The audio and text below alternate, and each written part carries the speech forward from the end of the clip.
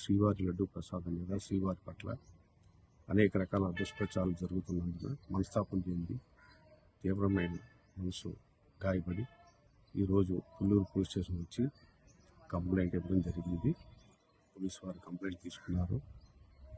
CE గారు వేరే బందోబస్తు ఇట్లా ఉన్నారట. ఎస్ఐస్ మాట్లాడారు. దాని మీద లీగల్గా ఏమి చర్యలు తీసుకోగలమో చూసి చేస్తామన్నారు.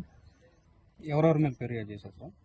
శ్రీ నారా చంద్రబాబు నాయుడు గారు, ఆంధ్రప్రదేశ్ సీఎం గారు, నారా లోకేష్ గారు, శ్రీ పవన్ కళ్యాణ్ గారు, టీటీడీ ఈఓ శ్యామలరావు గారు, బిఆర్ నాయుడు గారు, ఈటీవీ అధినేత చిరుకు కిరణ్ గారు, వేమూరు రాధాకృష్ణ గారు, ఏబిఎన్, ఆంధ్రజ్యోతి ఛానల్ పేపరు, అట్లాగే ఈటీవీ, ఈనాడు పేపరు,